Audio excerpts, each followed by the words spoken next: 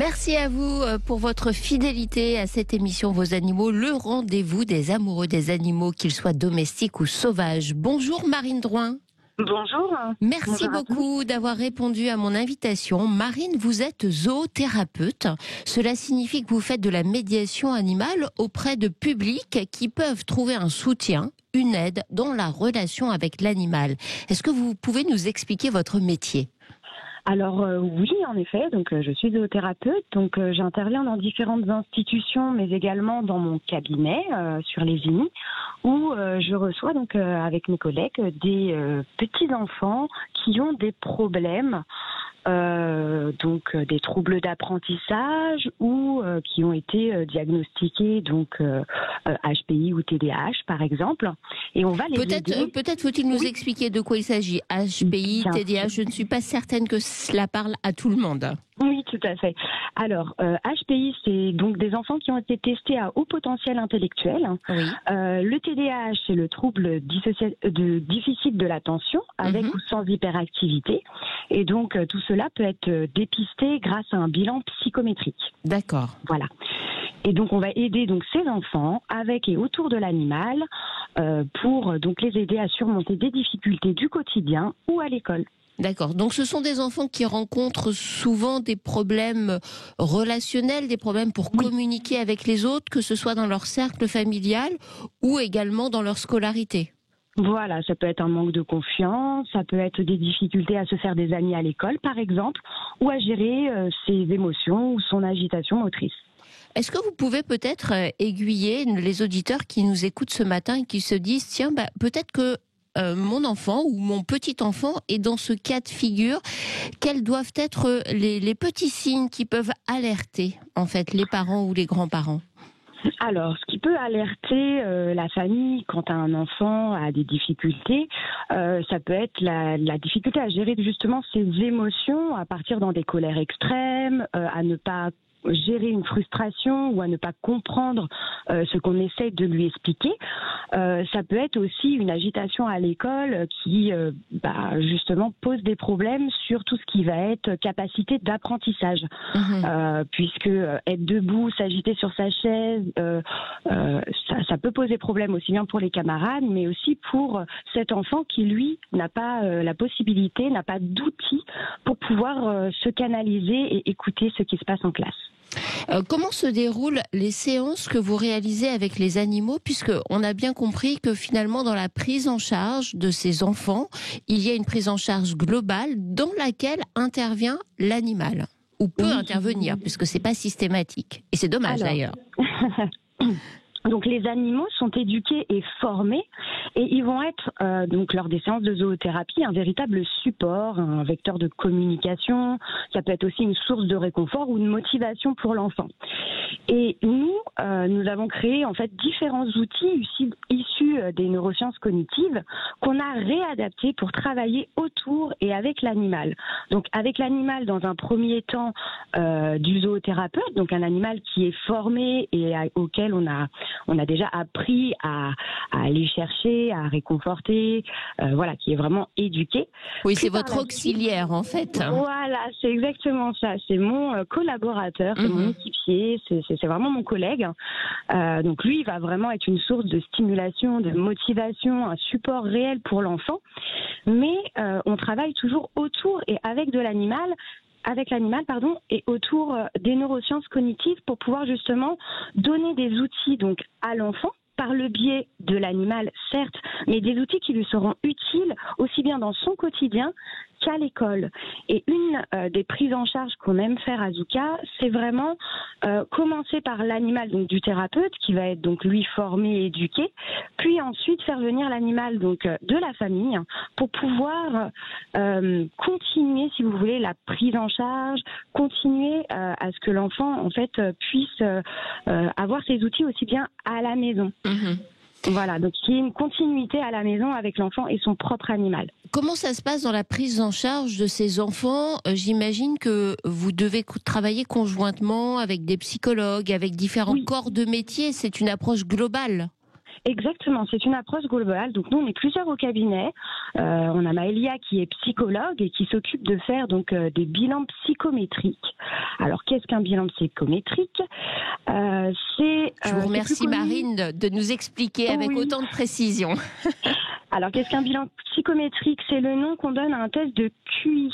Ça s'intéresse vraiment à l'efficience intellectuelle de votre enfant. On va explorer donc ses capacités intellectuelles permettant vraiment de détecter une possibilité donc de précocité, donc le HPI que je disais tout à l'heure au potentiel intellectuel, ou à contrario de retard mental et de formuler des hypothèses quant à d'éventuels troubles de l'apprentissage. Donc ça, c'est effectué par un psychologue qui va donc déterminer par ce bilan quelles sont les limites et les capacités donc de l'enfant. Et après avoir établi donc ce bilan, nous avons donc les objectifs entre guillemets à atteindre et nous pouvons proposer donc un axe de travail personnalisé et adapté à l'enfant. Et à partir de quel âge on commence à prendre en charge les enfants? Parce que, par exemple, un enfant qui est un peu agité, qui n'est pas toujours attentif à ce qu'on lui demande, on se dit, bon, bah, s'il est petit, c'est normal. Mais à partir de quel moment on doit basculer dans l'interrogation, en tout cas pour se renseigner si c'est réellement normal ou s'il est nécessaire de le prendre en charge?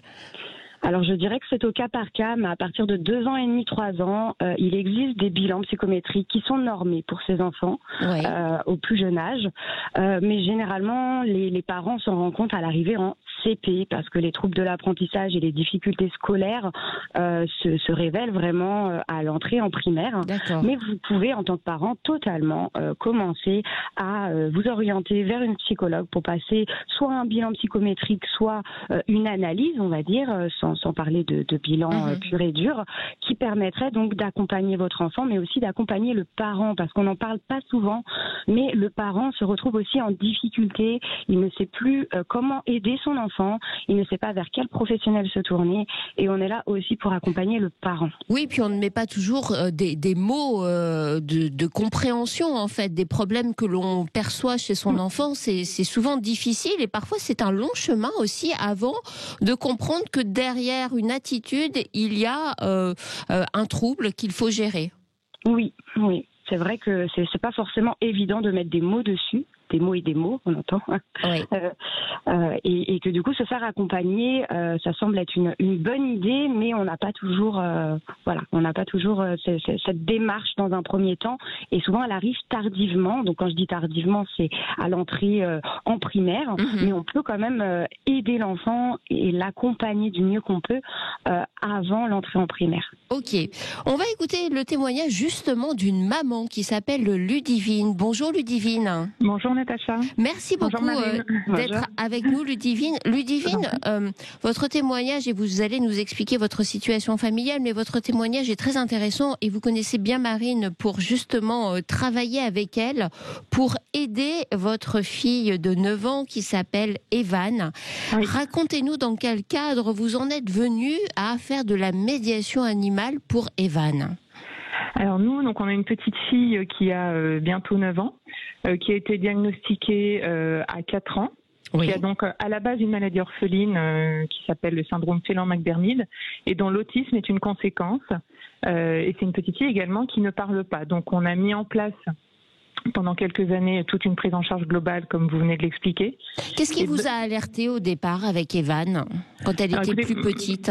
En tant que maman, moi, je me suis aperçue très tôt, bien sûr, parce qu'on est dans cette relation avec le nouveau-né, qu'elle avait un contraste extrêmement important entre les moments où je la nourrissais, donc les moments tout simplement de la mise au sein à la clinique, et les autres moments où elle était pour moi beaucoup trop amorphe, sans réaction, contrairement à un état extrêmement nerveux. Et donc j'ai demandé à ce qu'on vérifie son audition. Après c'est des mois et des mois avant qu'on vous dise et qu'on reconnaisse que ça n'est pas qu'une inquiétude de maman. Et puis ça c'est un vrai parcours du combattant, j'imagine, pour une maman. Oui, c'est difficile et en même temps, avec le temps, je peux comprendre, surtout la maman après la naissance. On peut avoir c'est quand même un état émotionnel particulier, donc on peut avoir des interrogations. Après, c'était vraiment, je me suis pas dit absolument il y a quelque chose, mais vous aviez un doute, j'avais un petit doute. Et puis les mois passant, avec mon mari, on observait Evan, et on se disait, voilà, tous les deux, il y a un petit quelque chose. Elle grandissait, on trouvait que le petit quelque chose grandissait aussi. Oui. Et en général, quand les parents sont persuadés qu'il y a quelque chose, on commence à vous écouter. C'est un peu ce que dit Marine au niveau du CP. Là, je pense que quand les parents ont un doute très tôt, c'est un petit peu vers 1 an, quand l'enfant ne s'assoit pas bien, ne tient pas bien sa tête et a un retard dans le babillage, qu'on commence, voilà, vers 11-12 mois, on a commencé à nous dire effectivement, ça vaut peut-être le coup d'investiguer un petit peu. Voilà. D'accord. Et donc le parcours effectivement du combattant a commencé pour arriver à un diagnostic. Donc on a eu à 4 ans avec des tests génétiques. Et donc nous, de ce syndrome qui a plein de particularités comme toute maladie orpheline, ce qui est le plus présent chez Evan, c'est l'autisme. Qui se présentait petite par un intérêt pour pas grand-chose et surtout pas pour les interactions sociales, oui. Et des crises très impressionnantes. Des colères, des colères, oui. Voilà, des colères où on n'arrive pas à la canaliser, la frustration était insupportable pour elle, mais c'était aussi de pouvoir la toucher, la porter, lui brosser les cheveux. Enfin, c'est tout un ensemble de choses. Et finalement, on s'est formé à une thérapie comportementale qui est reconnue aujourd'hui comme étant extrêmement efficace dans l'autisme, pour pouvoir apprendre aussi, nous parents, à interagir autrement, à respecter aussi les différences de son enfant. Mais c'est un autre mode d'emploi qu'il faut apprendre. Et je crois que voilà, la formation des parents, c'est vraiment très important. Et dans ce mode d'emploi que vous avez appris, l'animal a trouvé sa place. Voilà, c'est-à-dire qu'au bout d'un moment, on avait plusieurs personnes qui nous disaient, vous savez, un animal pour Evan, ce serait donc très important pour l'aider à avoir des gestes plus doux, à prendre la patience. Nous, on a préféré attendre qu'elle grandisse un petit peu. La prise en charge fonctionnant très bien, et voilà, on a donc accueilli un chat, un ragdoll qui vient de l'élevage de Marine, et on a mis du temps avant de se décider sur quel animal choisir, parce qu'il faut aussi avoir du temps pour cet animal, et quand on a déjà on est aussi parent d'un grand garçon de 13 ans, donc il faut avoir un petit peu de temps pour tout le monde, et on voulait avoir du temps pour cet animal. D'accord, d'où le choix du chat, parce que vous vous êtes dit que c'était peut-être moins, entre guillemets, chronophage qu'un chien, qu'il faut davantage sortir. Exactement, là je voyais plus dans mon emploi du temps, et je pense que mon mari non plus, à quel moment, si on n'a pas de temps pour sortir un chien, il ne faut pas prendre de chien. Donc d'ailleurs, votre démarche, elle est vraiment tout à fait intéressante, c'est-à-dire que vous vous êtes dit, on va prendre un animal pour aider notre fille, mais cet animal ne doit pas être simplement un auxiliaire d'aide. Il fait partie de la famille, et donc on va le considérer aussi comme un membre de la famille, avec tout ce dont il a besoin pour vivre au quotidien.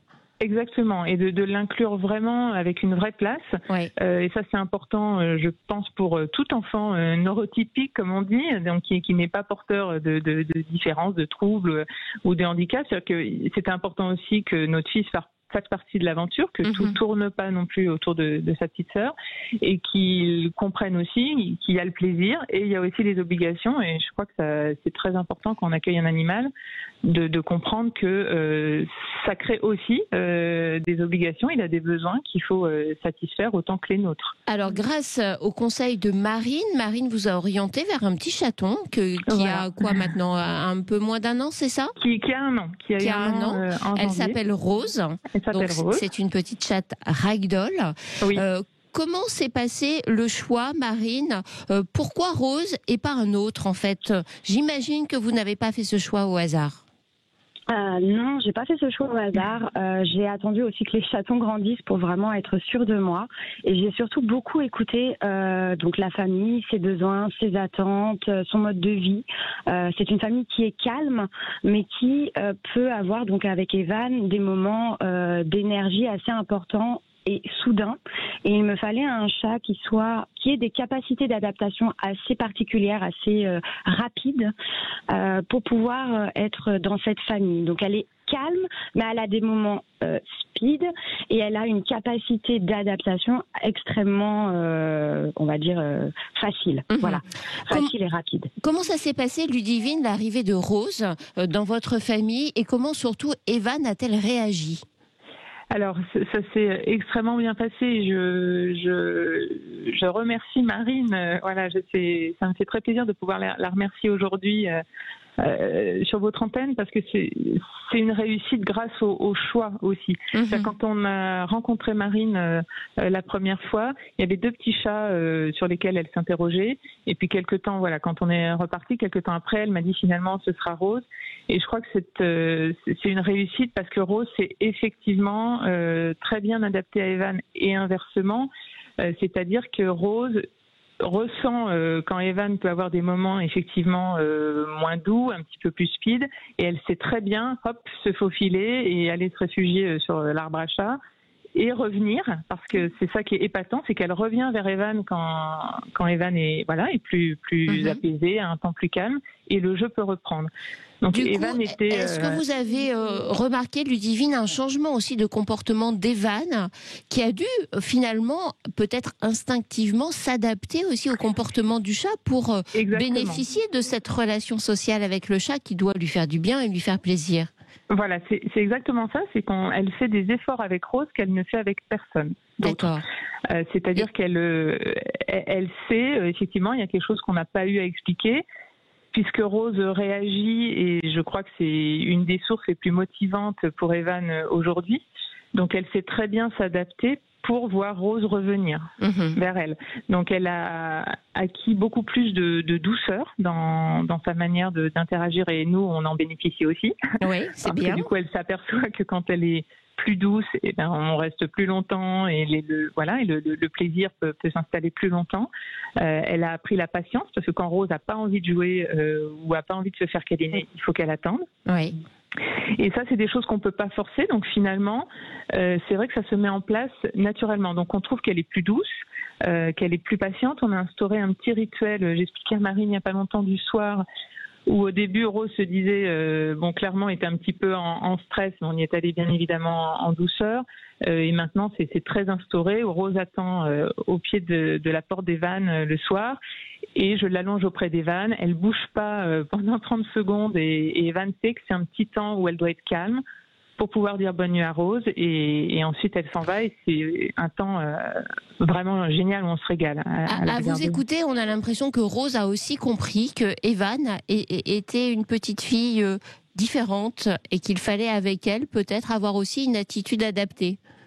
Complètement. Je vous avoue, je n'attendais pas forcément autant de compréhension, parce que moi je connaissais pas bien les chats, très sincèrement. Mon mari était plus familier, moi je découvre le plaisir d'avoir un chat, mais je pense aussi que ça vient quand même aussi beaucoup de cette race du ragdoll qui est quand même très douce. Il n'y a pas eu un coup de patte envers Evan, même si au début, bien sûr, il y a eu des petits gestes de la part d'Evan, pas forcément appropriés entre guillemets.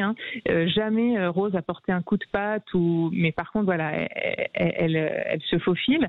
Mais c'est vraiment quelque chose qui se fait très naturellement. Donc c'est assez incroyable. Et elle ressent, Rose, elle n'a pas la même attitude avec Evan qu'avec nous, par exemple. D'accord. Écoutez, Ludivine, un grand merci pour votre témoignage, parce que je pense qu'il va éclairer aussi beaucoup nos auditeurs ce matin sur Sud Radio. C'est très important d'entendre vraiment le récit d'une maman qui vit ça au quotidien, et on voit à quel point un chat, en l'occurrence là c'est un chat, mais ça peut être vrai avec d'autres animaux, peut apporter vraiment beaucoup à ces enfants qui sont en souffrance, notamment en problème de communication. Oui. Merci à vous, Ludivine. Merci à vous. Merci, Ludivine est formée aussi. Et Ludivine est formée aussi, c'est vrai, c'est important de le dire. Tout à fait. Marine, vous allez rester avec nous. On va marquer une courte pause et on se retrouve juste après avec un autre témoignage. Ce matin, dans Vos Animaux, j'ai le plaisir de recevoir Marine Drouin, qui est zoothérapeute, et nous parlons de la zoothérapie adaptée aux enfants. Nous avons écouté avec beaucoup d'intérêt le témoignage de Ludivine, la maman de la petite Evan, qui a accueilli Rose, une petite chatte ragdoll. C'est maintenant au tour de Chloé de nous raconter son histoire. Bonjour Chloé. Bonjour. Chloé, merci beaucoup d'être avec nous ce matin. Chloé, vous avez un parcours particulier dans votre vie avec les animaux, parce qu'ils vous accompagnent depuis votre enfance. Vous souffrez d'une maladie, Chloé, qui est la maladie des os de verre, c'est bien ça? Exactement, oui, c'est ça. C'est une maladie dont vous souffrez depuis toujours, depuis votre enfance? Oui, c'est une maladie génétique. Qui fait qu'aujourd'hui, vous êtes en fauteuil roulant? Oui, c'est ça, un fauteuil roulant électrique. Alors aujourd'hui, vous avez aussi, comme la petite Evan, un chat qui vous accompagne, mais quand vous étiez plus jeune, chez vos parents, il y avait un boxer. J'aimerais que vous nous racontiez, Chloé, comment s'est passée cette relation avec cet animal par rapport justement à la vie qui est la vôtre et aux difficultés que vous pouvez avoir au quotidien par rapport à cette maladie. Oui, alors en effet, j'avais un boxer quand j'habitais chez mes parents. Elle était absolument incroyable puisqu'elle elle s'adaptait complètement à moi, à ma fragilité.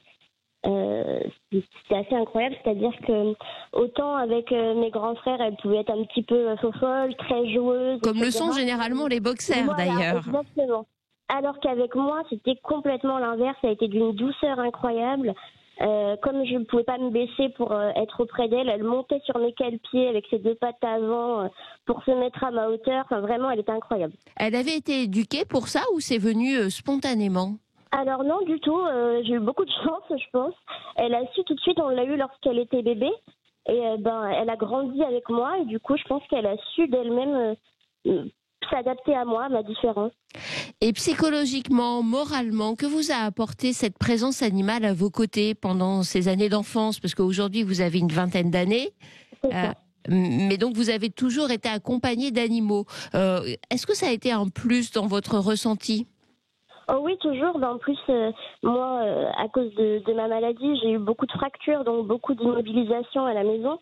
Et c'est vrai que du coup, d'avoir un animal au quotidien, c'est quand même une compagnie très importante. Quand on n'est pas toujours en classe avec les amis, c'est un compagnon qui est avec nous jour après jour. Et voilà, c'est... Et alors aujourd'hui, plus de boxers à vos côtés, mais un petit chat. Racontez-nous ça. C'est ça. Alors quand j'ai eu mon indépendance, du coup, mon appartement, je me voyais pas du tout vivre sans animaux. Donc le chat est arrivé naturellement puisque habitant toute seule, j'aurais pas pu sortir mon chien ou m'occuper de lui correctement. Donc c'est sur le chat que mon attention s'est portée. Et puis en faisant des recherches, j'ai découvert le ragdoll. Et puis j'ai eu contact avec Marine assez rapidement pour plus tard adopter un petit chaton auprès d'elle. Et alors, comment ça se passe avec ce petit chaton ? Oh super, c'est super, elle est extraordinaire aussi. Dès le début, de toute façon, dès qu'elle est arrivée, il n'y a eu aucun problème avec mon fauteuil. Elle me prend pour un arbre à chat parfois, je crois même. Écoutez, au moins c'est le bon côté. C'est ça. Marine, je crois que vous avez éduqué en fait ce chaton pour faire en sorte qu'il ne soit pas impressionné par le fauteuil et qu'au contraire, là on entend le témoignage de Chloé, le fauteuil devient l'arbre à chat. Oui, j'ai peut-être un peu trop insisté, mais c'était important pour moi qu'elle ait un chat qui puisse totalement se fondre dans le décor et qu'il n'y ait pas d'appréhension quant au fauteuil roulant. Et pour ça, c'est simple, je l'ai travaillé en séance de médiation animale parce que je n'ai pas moi-même de fauteuil roulant à la maison. Mais par contre, je fais des séances de médiation animale avec des publics polyhandicapés ou même en maison de retraite où j'ai l'accès au fauteuil roulant. Et donc, il a fallu sélectionner un chaton qui soit plutôt à l'aise, plutôt délicat, mais qui n'ait pas d'appréhension quant au fauteuil roulant. Mmh. Merci beaucoup, Chloé, pour ce joli avec témoignage plaisir. également. Marine, en guise de conclusion, si vous aviez une idée forte à faire passer auprès de nos auditeurs, que doivent-ils retenir de l'intérêt d'un animal dans la prise en charge des enfants qui souffrent de troubles ? On en a cité quelques-uns, mais il y en a encore beaucoup d'autres, évidemment. Alors que c'est bon pour le moral de l'enfant, que l'animal ne juge pas, ne parle pas et que c'est un très bon support émotionnel, un confident, qu'il est parfait pour responsabiliser les enfants, que c'est aussi un outil d'éducation et un booster de confiance, mais qu'avant toute chose, il faut vraiment être informé car c'est la méconnaissance qui est vraiment le véritable problème. À partir du moment où on connaît ses besoins, on connaît les besoins de l'animal et on les respecte, créer le lien avec l'enfant, c'est la clé pour réussir à rentrer les bienfaits de la zoothérapie, si je peux me dire ça comme ça, à la maison. Eh bien, merci infiniment, Marine Drouin, pour nos auditeurs qui souhaiteraient trouver des informations sur votre travail, sur la zoothérapie. Je leur conseille de se rendre sur le site fait par Marine et ses collègues. Ça s'appelle Zooka, Zoo comme un zoo, hein, Z-2-O-C-A. Voilà, zooka.fr, je crois, Marine. Hein, c'est bien ça. Oui, c'est bien ça. Merci beaucoup. Merci Marine. On vous souhaite un excellent week-end.